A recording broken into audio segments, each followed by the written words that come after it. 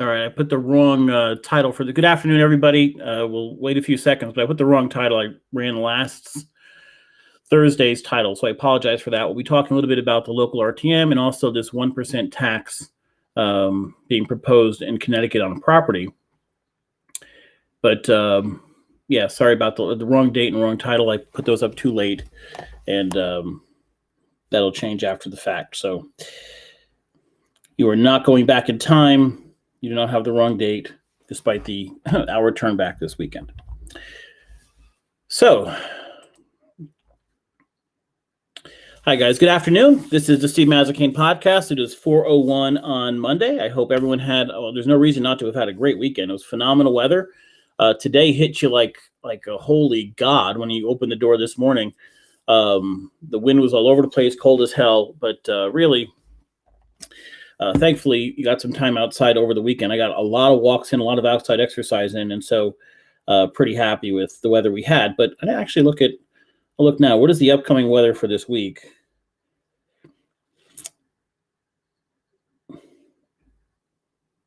Not great.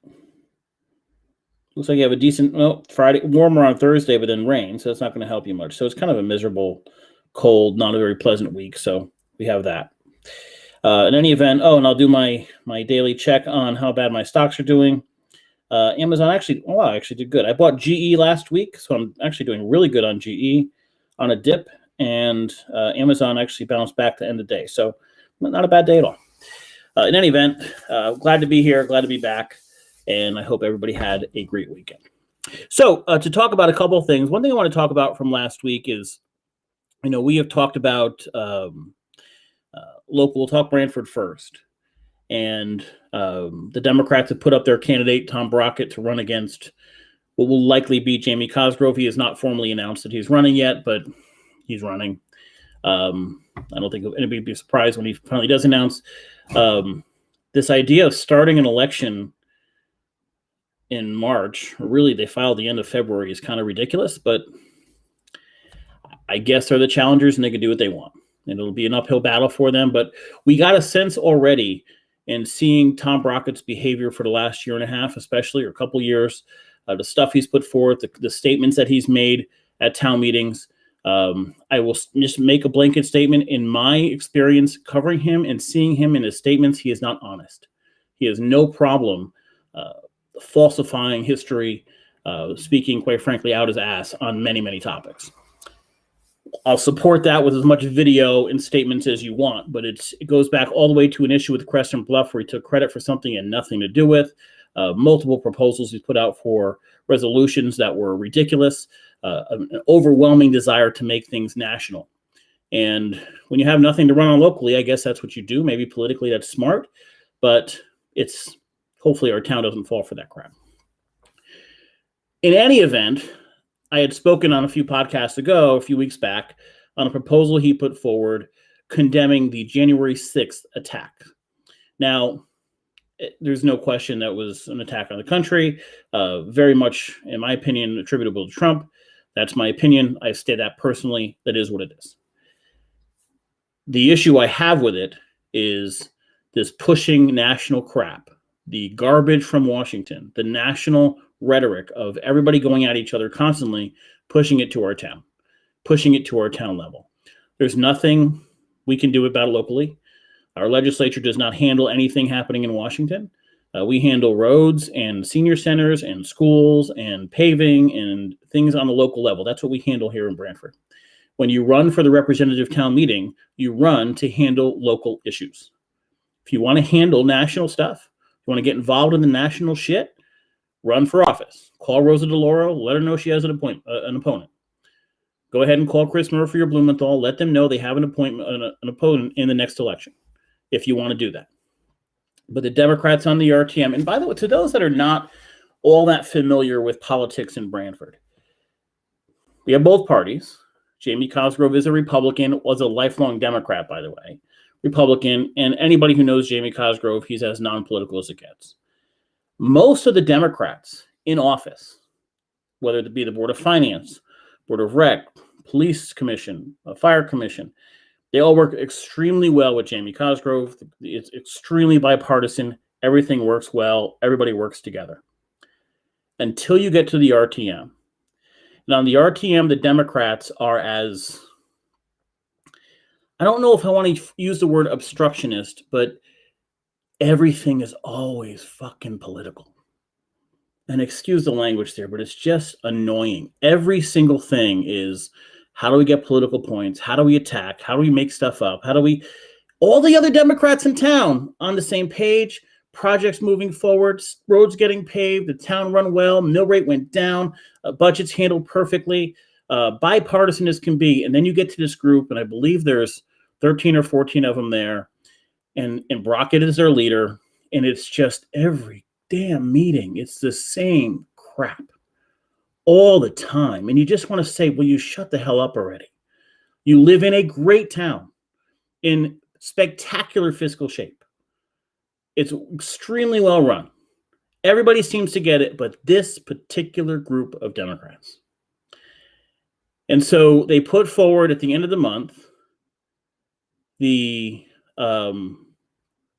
end of last month, or I forgot what month it was, but a few weeks after the January 6th attack, this resolution condemning the January 6th attack. It doesn't really have any place locally. And they did it because they're going to try to make a local election about getting Democrats going. In Brantford, Democrats outnumber Republicans almost 2-1. Now, that's kind of a misleading statistic because, yes, in registration, that's true. We also skew older. So we have a lot of, say, moderate Democrats who don't necessarily vote the Democratic Party line. And the town in general is going more conservative when it comes to spending anyway.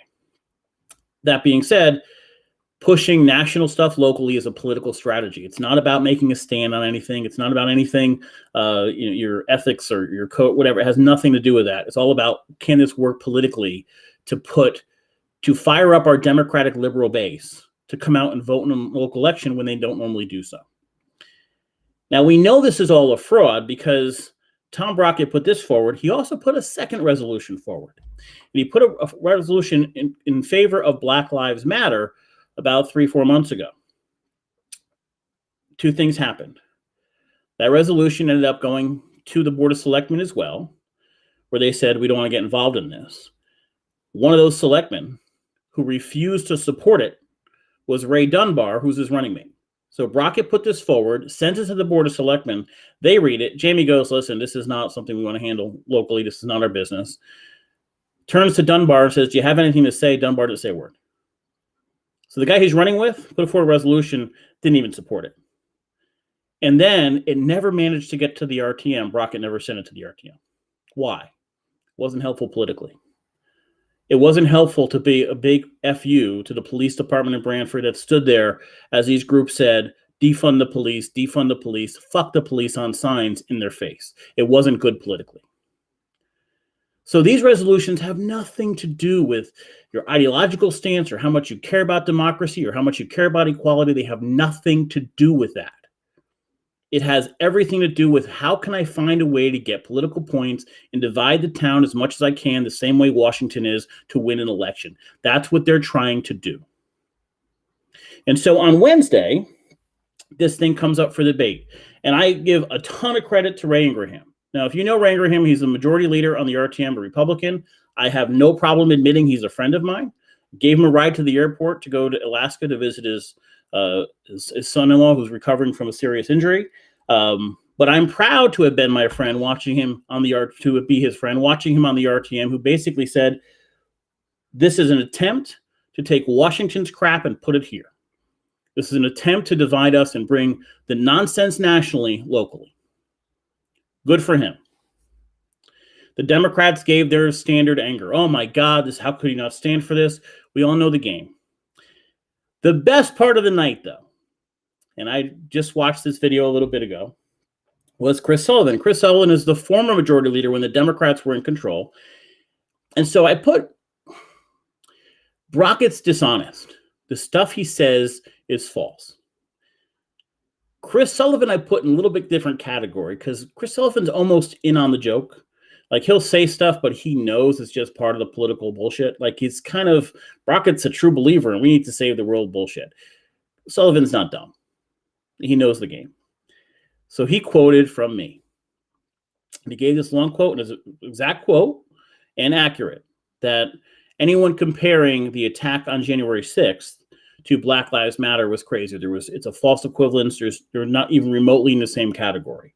One was an attack on our Capitol, and one were rallies in the streets. Yes, bad things happen in those Black Lives Matter rallies, no question about it.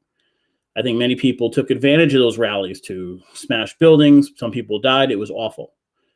Comparing that to attack on our Capitol is not the same thing.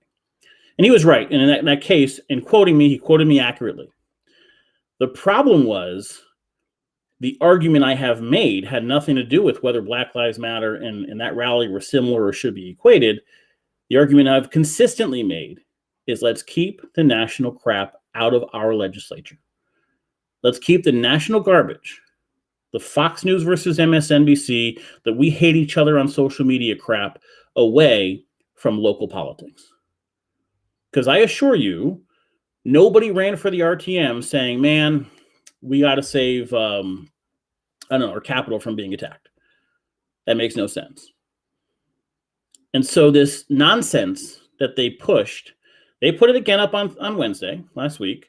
It got turned down because they're not the majority. They ran the whole, oh, this is disgusting that you won't stand for this. This is terrible. This is taking a stand. And at one point, Claire Torelli of all people, said something like, we need elected officials that take stands. Claire Torelli has gotten up many, many times, spoken against stuff, and then voted the opposite way. This is the same Democratic Party that, like major projects, abstained in the past. Like the senior center, abstained. And you're yelling about taking a stand on something this legislature has nothing to do with. If you're a Branford resident, you're in the same boat that I'm in. We have a great town. Any attempt by any politician to take the national crap and bring it here, especially when you have a first selectman currently who so much abhors the national crap and has nothing to do with the national crap, you got to fight that. If we're going to fight when things need change for the better, we also have to fight when we have good people in office. If Brockett wants to put this shit forward, reject him. He's clearly playing political game, and he's bad at it. But he's clearly playing a political game to get national crap local. And it's ugly. This town is a unified town. We're all in the same boat. In the last 6 or 8 years, I don't know how long Jamie's been in office, the amount of environmental improvements that have happened is astronomical. Democrats fought it on the RTM. A massive plan to put energy conservation in all of town buildings was fought by Democrats.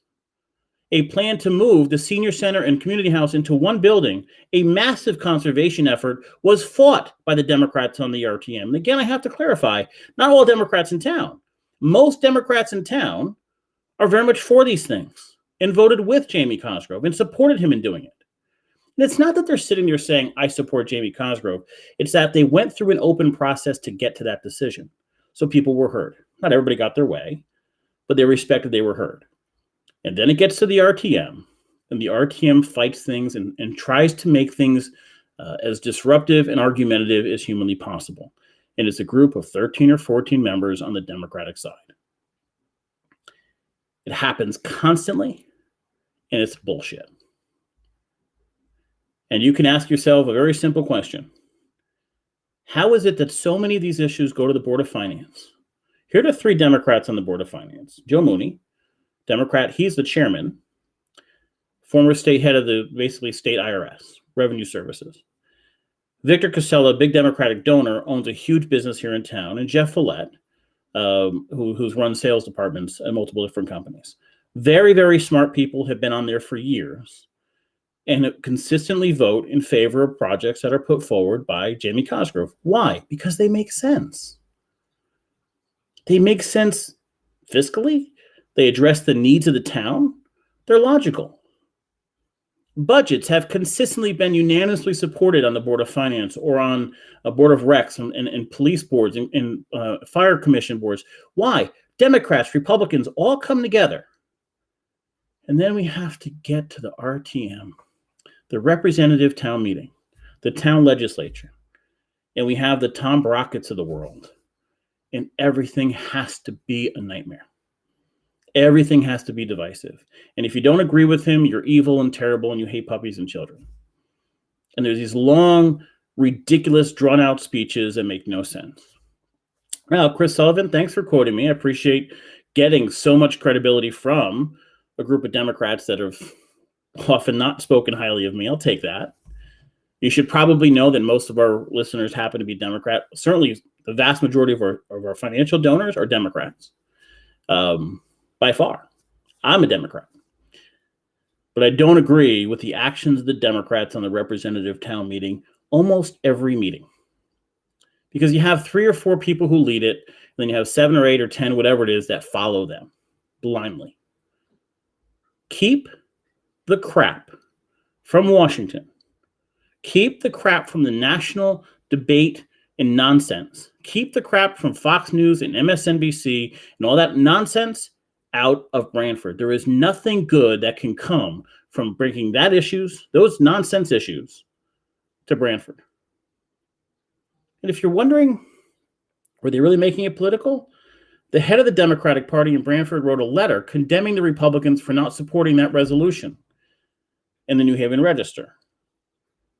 That letter came out before the vote for the resolution last week. How is that not political?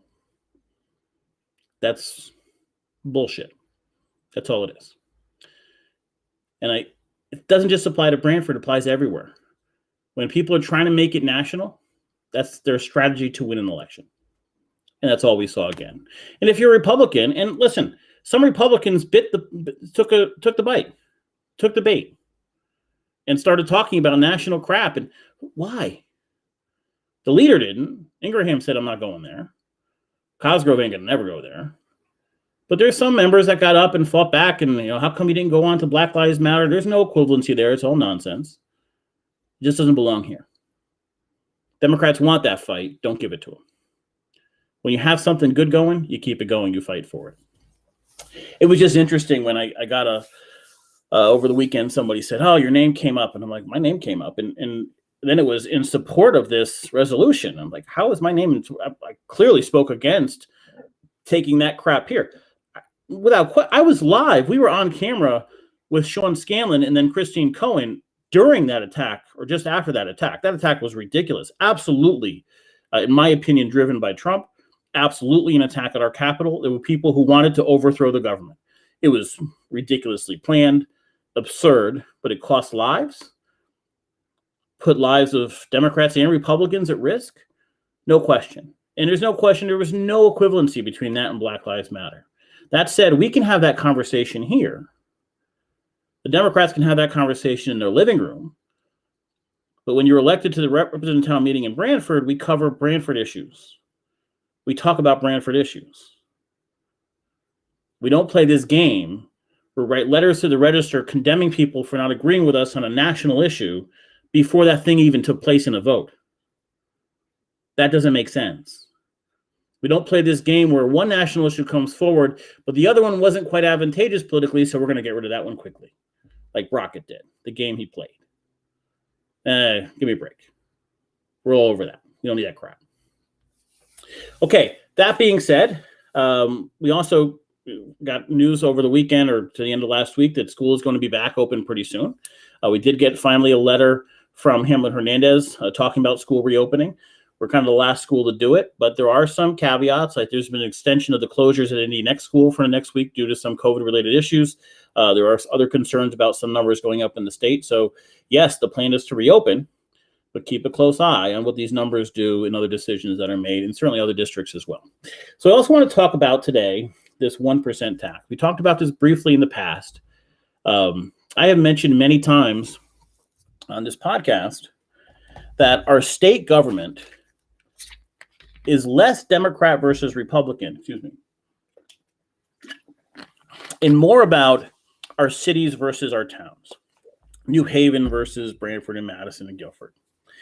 And part of the reason for that is while these are hubs, we can make the argument either they're mismanaging their funds in some way, shape, or form, or they're wasting money in some way, shape, or form, or they're incredibly expensive. In fact, while most of Brantford's tax revenue that they spend every year comes from property tax in Brantford, only about half of the money spent in New Haven's budget actually comes from property tax. And so we have a representative put forward, and I'll read this now, Senator Martin Looney, who is the Senate leader for the Democrats in the Senate, put forward this bill, and I'll read directly what the bill says. It's a very simple bill. Referred to Finance, Revenue, and Bonding. Sean Scanlon is one of the co-chairs of that building, of one of that committees. An act establishing a statewide tax on real property. It says that the general statutes be amended to establish a 1 mil statewide tax on commercial and residential real property, provided the real 3%, the first $300,000 of the assessed value of the residential property shall be exempt from such tax. So if you have a house worth $300,000, it would not get this 1 mil.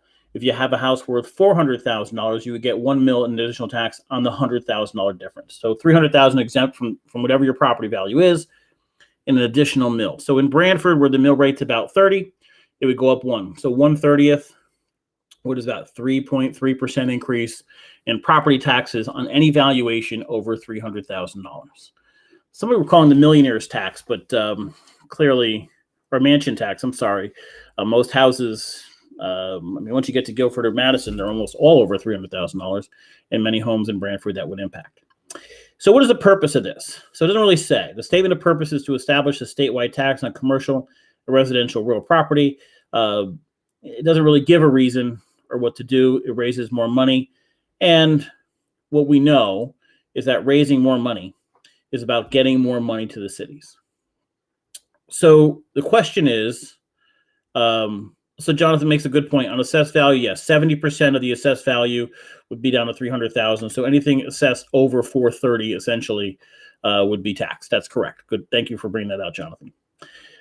So we know the political game being played. Towns like New Haven, where Senator Looney is the senator, are trying to get more money.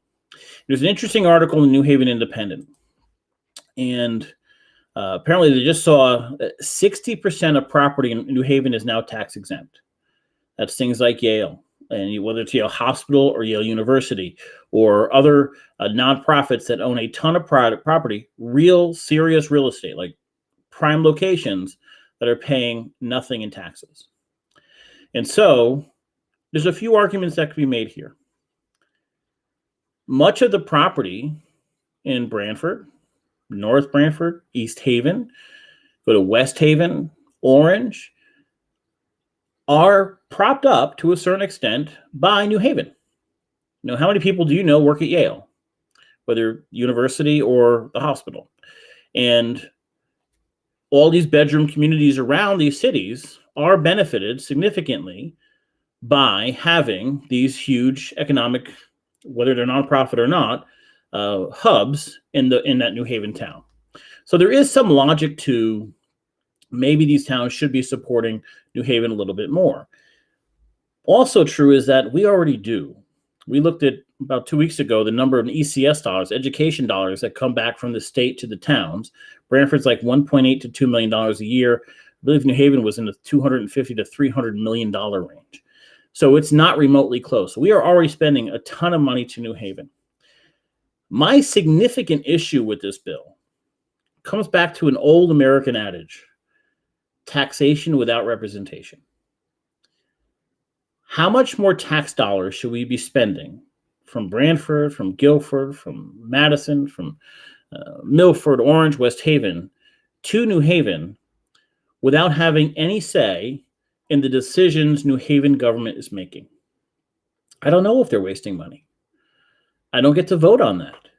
I don't have a say in who wins that election, whether it's Elliker or Tony Harp or whoever it is in the next election. I get to say who my first selectman is and who my RTM members are, and eventually by appointment who the Board of Finance members are and all that stuff in Brantford. I get to say who my Board of Education members are. I get to say how they spend our money. Taking our tax dollars and sending it to New Haven without any say is fundamentally wrong. It doesn't make any sense. The second aspect of it that I have a significant problem with it is that And we tend to mix this up all the time. This is why our ideology based on national politics and state politics should be drastically different on a local level. It's because where revenue comes from. When you're spending income tax, which is a big revenue driver on a national level, somewhat big revenue driver on a state level, not a revenue driver at all on a local level. But when you're spending income tax, you're spending money that people actually made. If you made $200,000 a year, you pay a significant level of income tax. If you lose that job, in 1 year you don't make any money, how much do you pay in income tax? Nothing. You didn't make any money. You don't pay income tax if you had no income. Property tax is not that way. Property tax, you make 200 grand a year, you pay your property tax. You make 200 grand the next year, you pay your property tax. The next year you lose your job, you still pay your property tax. Don't have a job for a while, you still pay your property tax. Miss a few years of property tax, the town can take your property. So to pretend we should be raising that tax, which is the toughest tax, which is on everybody whether they can afford it or not, instead of income tax, makes no sense. Then to give it to a town where we have no representation, it still makes no sense. Now, how they're hoping this happens is through something called pilot funds. Years ago, a fund was set up at the state level, PILOT, Payment in Lieu of Taxes.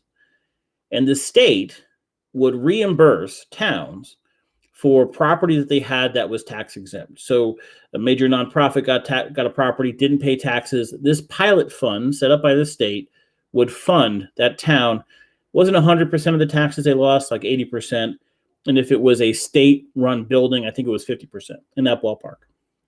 Over the years, we have consistently raided that fund and not funded that fund. So towns like New Haven, which have a huge number of buildings that are tax exempt and beautiful buildings and prime real estate that's tax exempt, has not been getting those payments. And Brantford and Guilford are part of that as well, just not nearly to the same extent. Obviously, it's mostly in New Haven.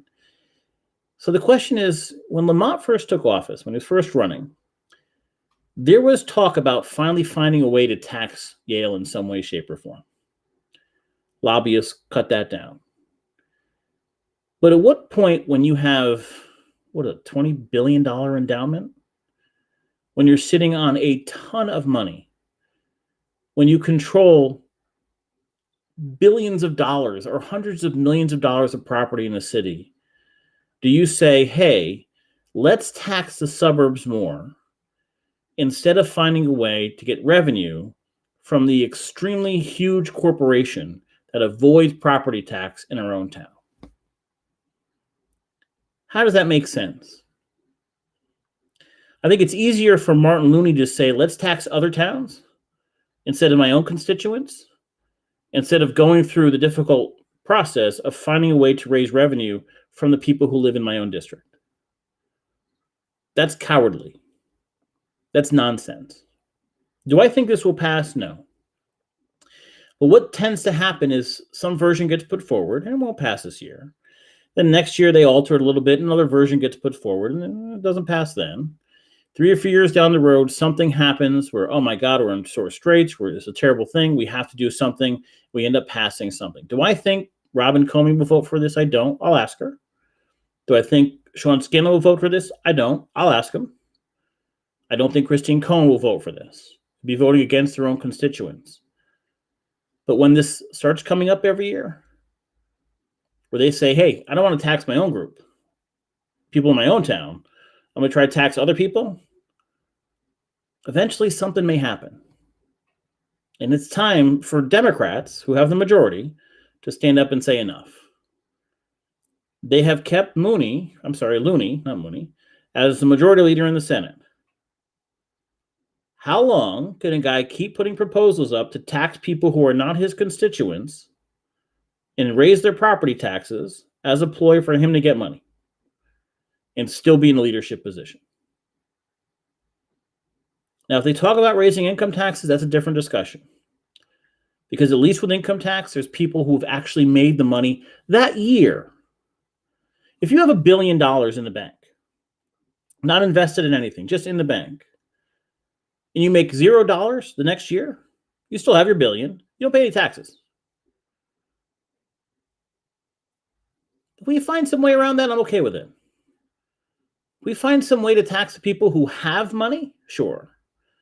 But we're not a state that's encouraging home ownership. We're not a state that's encouraging people to get ahead. We're not a state that's encouraging diversity, whether in race or economics. If we say, let's keep making it harder to own a home, which is the base for growing wealth, instead of an income tax increase or Looney going to his own constituents and saying, let's find a way in our own town to raise more money.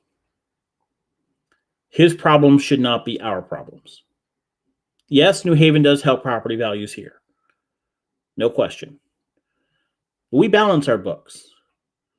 East Haven, Branford, Guilford, Madison, North Branford, Milford, we balance our books with very little help from the state government. New Haven gets half their budget from the state government and is asking for more. This makes no sense. I will have in the next few weeks as many representatives I can get on here, and I do, and I know somebody's asked me about this. I will have Vin Candelora on as well because I want to get a Republican on. I know we scanned all the other three are Democrats. We can get Vin on. We do have viewers from North Branford, and we're growing that, so we'll make sure we get him on as well. And we can grow that. I can get the guy from East Haven as well to try to get a full view. I cannot imagine anybody representing a town like Branford voting for that bill.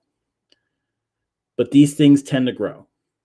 Their support over time tends to grow, especially when it's the leader in the Senate who can hand out favors. When Cohen needs something down the road, those discussions will be had. So we'll have them on and talk about it in the future. But this is one of those money grabs from our towns. Remember, it's not Democrat versus Republican. As much as it falls that way a lot in the arguments and the snippets on the news, it's inner cities versus towns in Connecticut. That's what's governing what passes politically. Okay, if you have questions, send them in. I do have some email questions that came in about education stuff. I'll try to get to those tomorrow. If you have some or some topics that you want me to discuss, please feel free to send those in, and we'll do those tomorrow at 4 o'clock. Until then, guys, thanks for joining me. Hopefully you stay warm, and I will talk to you soon. Have a great night.